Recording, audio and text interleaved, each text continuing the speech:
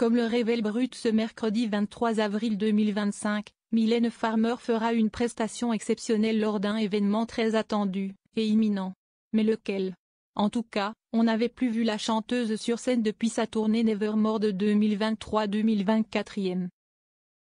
Ce mercredi 23 avril 2025, le média Brut a annoncé que Mylène Farmer va faire son retour sur la scène du Palais des Festivals à l'occasion de la 78e édition du Festival de Cannes, qui se tiendra du 13 au 24 mai prochain.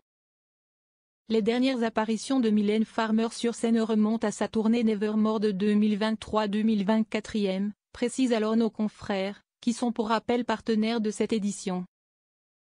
Déjà membre du jury lors d'une précédente édition, celle de 2021, elle sera donc cette fois la grande invitée de la cérémonie d'ouverture. Elle avait refusé de participer à celle des Joe de Paris. Si est ce qui a également été annoncé dans C'est à vous, Laurin Sénéchal précisant alors qu'elle a déjà chanté pour Cannes, en 1986. Mais l'interprète de Désenchanté se retrouve également en sélection officielle pour avoir incarné la voix d'une intelligence artificielle dans le nouveau film de Ian Golan Dalloway. Un rôle atypique qu'elle évoquait pour Paris Match en octobre 2024, qui peut dire ce qu'elle ressent?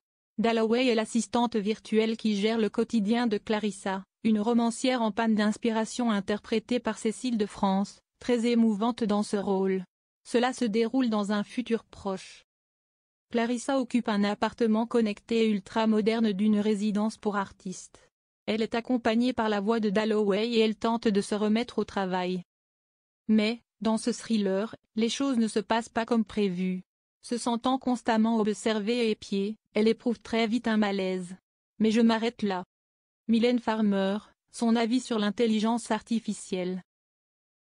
Concernant l'évolution de l'intelligence artificielle dans les métiers artistiques, elle expliquait ceci: l'intelligence artificielle va sans doute révolutionner tous les aspects de nos vies.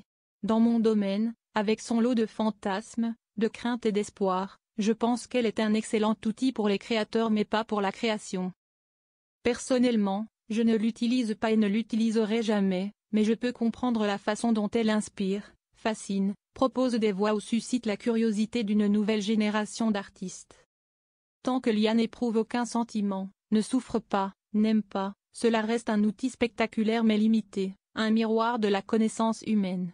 Avait-elle ajouté, puis de conclure, la limite est là. Est-ce qu'on la franchira un jour? D'ailleurs le film de Ian Golan donne à réfléchir sur cette menace. Un film qui sera donc présenté à Cannes, où elle fera son retour sur scène.